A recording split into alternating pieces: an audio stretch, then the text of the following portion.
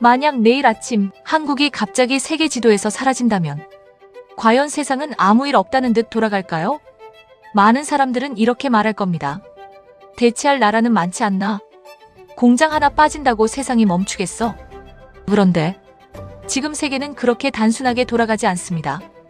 요즘 세상은 어디 한 나라가 빠지면 다른 나라가 바로 대신하는 구조가 아닙니다. 하나의 고리가 빠지면 전체가 흔들리는 시스템입니다. 그리고 그 고리 한가운데 한국이 있습니다. 눈에 띄게 앞에 서 있는 나라는 아닙니다. 하지만 보이지 않는 곳에서 세계를 움직이게 만드는 나라.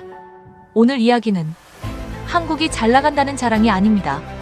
한국이 지금 세계 시스템 안에서 어떤 위치에 서 있는지 그 구조를 보여주는 이야기입니다.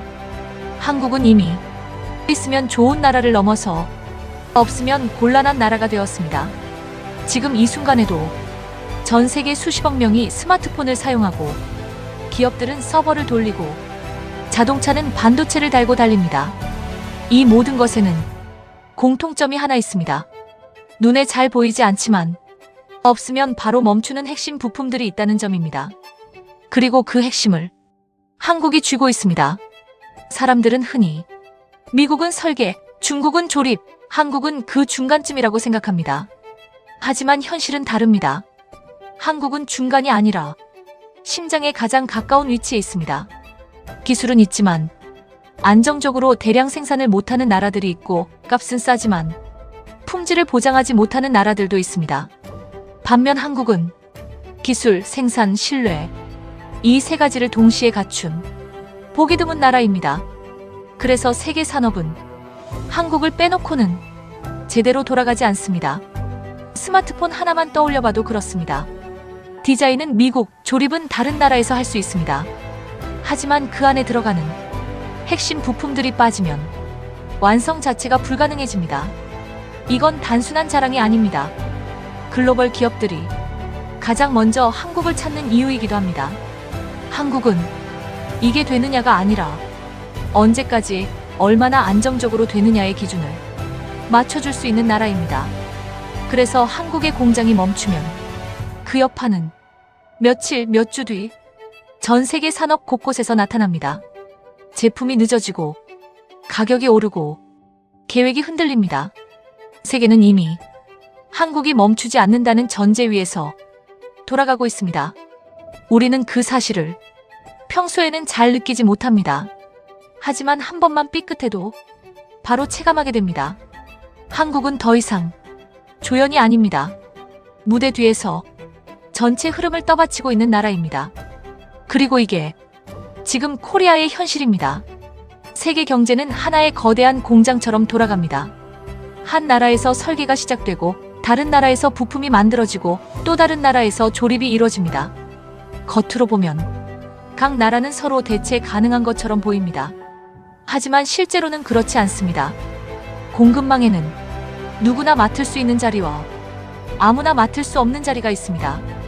그리고 한국은 후자에 서 있습니다. 한국의 역할은 단순히 부품을 만드는 나라가 아닙니다. 연결되지 않으면 전체가 멈추는 지점, 바로 그 자리에 있습니다.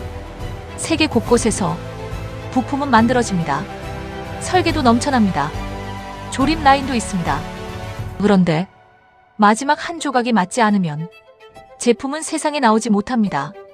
한국은 그 마지막 퍼즐을 맞추는 나라입니다. 그래서 한국이 빠지면 이상한 현상이 벌어집니다. 공장은 돌아가는데 완성품은 나오지 않습니다. 기술은 있는데 출시는 미뤄집니다. 계획은 세워졌는데 현실은 멈춰섭니다. 이건 특정 산업의 이야기가 아닙니다. 지금 세계 산업 전반에서 반복되고 있는 구조입니다. 더 흥미로운 건 이 구조를 미국도 유럽도 중국도 모두 알고 있다는 점입니다. 서로 경쟁하고 서로 견제하면서도 한국만큼은 쉽게 배제하지 못합니다. 왜일까요?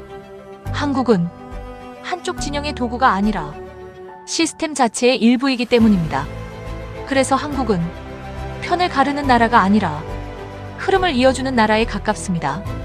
이 위치는 눈에 잘 띄지 않습니다. 뉴스 헤드라인에 자주 오르지도 않습니다. 하지만 위기가 닥치면 가장 먼저 언급됩니다. 이 부분 한국이 맡아줄 수 있나? 한국이 빠지면 일정이 밀린다. 한국 없이는 계획을 다시 짜야 한다. 이 말들이 공급망 회의실에서 반복됩니다. 세계는 이미 한국을 중심에 두고 설계를 해왔습니다. 그래서 한국은 갑자기 등장한 나라가 아닙니다. 오랫동안 그 자리에 있었던 나라입니다. 우리는 흔히 완성품을 만든 나라를 기억합니다. 하지만 산업을 움직이는 힘은 완성보다 이전 단계에 있습니다.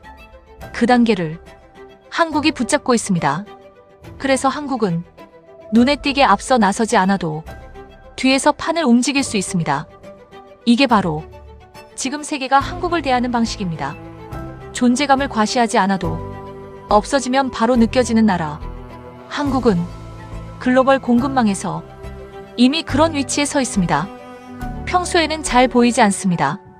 문제가 없을 때는 누가 어떤 역할을 하고 있는지 굳이 따질 필요가 없기 때문입니다. 하지만 위기가 오면 이야기가 완전히 달라집니다. 공급망이 흔들리고 시간이 촉박해지고 선택의 여지가 사라질수록 세계는 한 가지 질문을 던집니다. 지금 이걸 맡길 수 있는 나라가 어디인가? 이 질문에 가장 자주 등장하는 이름이 한국입니다. 팬데믹, 전쟁, 물류대란. 이런 상황에서 세계는 빠르게 깨달았습니다. 값이 싸다고 해결되지 않고 기술이 있어도 제때 못 만들면 의미가 없다는 사실을 말입니다. 그때 한국이 선택받았습니다. 이유는 단순하지 않습니다. 한국이 특별히 더 잘난 나라라서가 아니라 위기 상황에서 가장 덜 흔들리는 나라였기 때문입니다.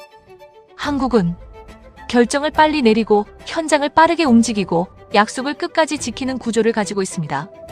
위기일수록 이 차이는 극명해집니다. 어떤 나라는 정책이 바뀌고 어떤 나라는 공장이 멈추고 어떤 나라는 약속을 뒤집습니다.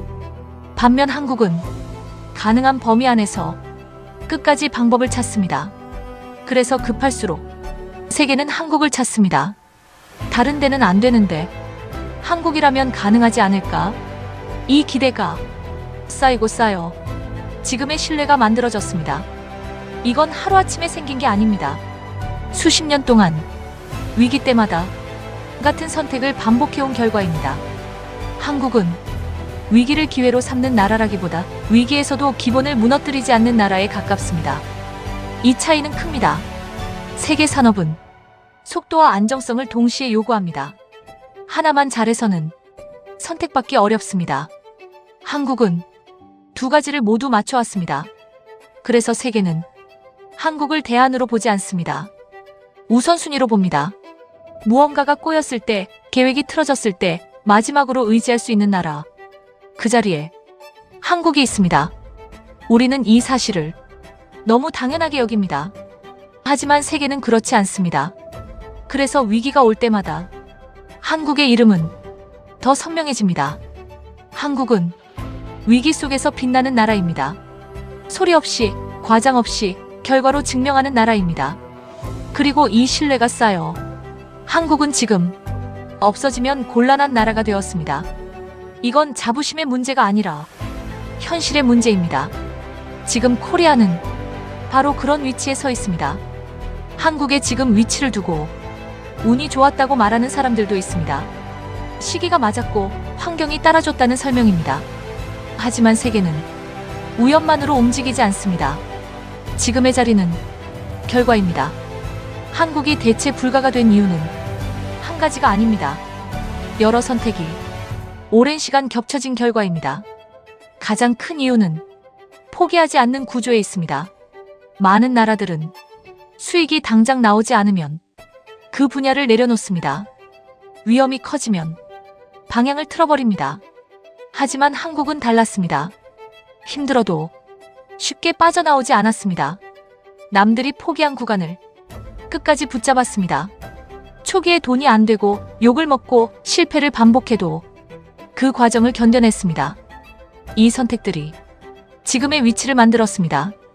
또 하나 중요한 점은 한국이 항상 가장 어려운 단계를 맡아왔다는 사실입니다. 누군가는 설계만 하고 누군가는 조립만 합니다. 한국은 그 사이에서 가장 까다로운 구간을 맡아왔습니다. 공정이 복잡하고 실수가 허용되지 않고 문제가 생기면 바로 책임을 져야 하는 단계입니다. 그래서 힘들었습니다. 그래서 늦게 빛났습니다. 하지만 바로 그 이후로 지금은 쉽게 대체되지 않습니다. 누구나 하고 싶어 하지만 아무나 버틸 수 없는 자리, 그 자리를 한국이 지켜왔습니다. 여기에 시간이라는 요소가 더해졌습니다. 기술은 하루아침에 쌓이지 않습니다. 사람도, 경험도, 신뢰도, 시간이 필요합니다. 한국은 이 시간을 한 번도 끊지 않았습니다. 그래서 지금 비슷해 보이는 나라들은 있어도 같은 위치에 선 나라는 없습니다. 겉으로는 이제 다른 나라로 옮겨도 되지 않나 라는 말이 나옵니다. 하지만 실제 현장에서는 다릅니다. 비용이 조금 올라가더라도, 절차가 까다롭더라도 한국을 선택하는 이유가 있습니다. 이미 수많은 실패와 성공이 검증을 끝냈기 때문입니다. 한국은 가장 빠른 나라도 아니고 가장 싼 나라도 아닙니다. 대신 가장 믿을 수 있는 나라가 되었습니다. 이게 대체 불가의 핵심입니다. 신뢰는 한번 무너지면 회복하기 어렵습니다. 반대로 쌓이면 쉽게 무너지지 않습니다. 한국은 이 신뢰를 수십 년 동안 조용히 쌓아왔습니다. 그래서 지금 세계는 한국을 옵션으로 보지 않습니다. 시스템의 일부로 봅니다. 이건 자랑이 아닙니다. 이미 형성된 질서입니다. 그리고 이 질서 한가운데 지금 코리아가 있습니다. 우리는 종종 스스로를 과소평가합니다. 아직 멀었다. 우연이었을 뿐이다. 언제든 뒤처질 수 있다. 물론 경계는 필요합니다. 하지만 현실을 외면할 필요는 없습니다. 지금 한국의 위치는 희망이나 기대가 아니라 이미 작동 중인 구조입니다. 세계는 한국을 응원해서 선택하지 않습니다. 필요해서 선택합니다. 없으면 곤란하고 빠지면 계획이 틀어지고 대체하려면 시간과 비용을 다시 계산해야 하는 나라. 그게 지금의 한국입니다. 중요한 건 한국이 앞에 나서서 우리가 대단하다고 말하지 않아도 세계가 이미 그렇게 대하고 있다는 점입니다. 회의실에서, 계약서에서, 공급 일정표에서 한국은 전제로 깔려 있습니다. 그래서 우리는 더 이상 우리도 할 수 있다를 증명하는 단계에 있지 않습니다. 이미 우리가 빠지면 안 된다는 전제 안에 들어와 있습니다. 이건 국뽕이 아니라 현실 인식입니다. 그리고 이 위치는 하루아침에 얻은 것이 아닙니다. 쉽지 않은 길을 선택했고 남들이 포기한 구간을 붙잡았고 위기 때마다 기본을 무너뜨리지 않았기 때문에 쌓인 결과입니다. 그래서 이 자리는 생각보다 단단합니다. 클로징. 지금 코리아, 우리는 어디에 서 있을까? 한국은 더 이상 작은 나라가 아닙니다. 그렇다고 전통적인 의미의 강대국도 아닙니다. 대신 세계가 멈추지 않기 위해 꼭 필요한 나라가 되었습니다.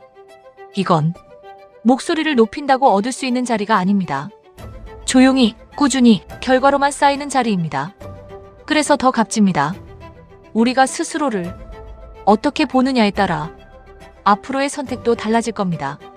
불안에만 머물 것인지 아니면 지금 위치를 냉정하게 인식한 위에서 다음을 준비할 것인지.